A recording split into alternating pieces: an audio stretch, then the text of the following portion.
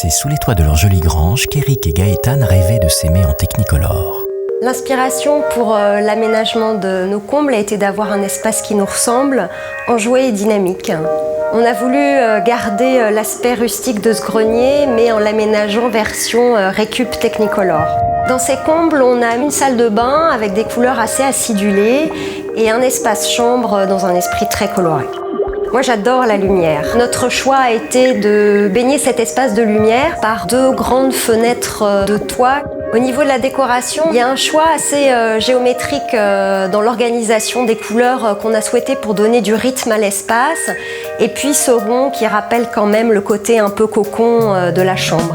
On a trouvé un ancien lit corbeille sur lequel on a remplacé le tissu existant par du grillage poule, un petit clin d'œil à l'univers de la campagne. La couleur orange de la salle de bain n'a pas été choisie par hasard, c'est une couleur assez dynamisante, particulièrement pour les personnes comme moi qui ne sont pas du matin. Les éléments les plus marquants dans la salle de bain, ce sont les 2 vasques qui sont posés sur des assises en aluminium, le mobilier de bureau qui a été détourné pour servir de desserte dans notre salle de bain. Et puis pour amener la touche de modernité, on a également mis des carreaux de verre et une plaque en inox. Notre motivation était de disposer d'un espace dédié aux parents suite à la naissance de notre fille. Et nous avons donc, nous, envahi le grenier en y aménageant un espace chambre et un espace salle de bain. Les combles auparavant étaient un grenier d'une surface de 70 mètres carrés, totalement inexploité et utilisé comme débarras. Les travaux ont été réalisés par Noémie, designer d'intérieur. Cette bâtisse à l'origine était une grange du XXe dont les combles où nous nous trouvons étaient complètement inexploités, étaient à réaménager. Ils étaient cloisonnés en 4 espaces différents et très peu utilisés. Donc le déroulement pour un chantier comme celui-ci est d'abord le décloisonnement et la dépose de tous les éléments existants. Ensuite, l'isolation sous toiture a été refaite aux normes actuelles, plaque de BA13 fixée sur rail avec laine de roche.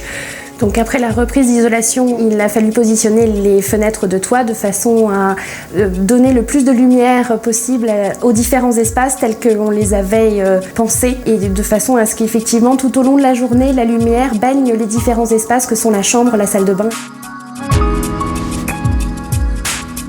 La problématique de ce chantier a été le déplacement de la salle de bain avec toutes les problématiques de réseau, de raccordement. La salle de bain originelle n'était pas du tout à cet emplacement.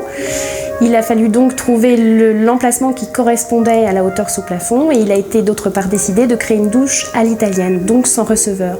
Pour ce faire, il faut créer une dalle étanche et positionner du carrelage en revêtement suivant une pente précise afin que l'écoulement se fasse correctement. On a gagné 72 mètres carrés habitables, puisqu'avant c'était un ancien grenier totalement inexploitable. Le coût global de ces travaux, aménagement, menuiserie compris, a été de 55 000 €. On arrive à peu près à 760 € du mètre carré.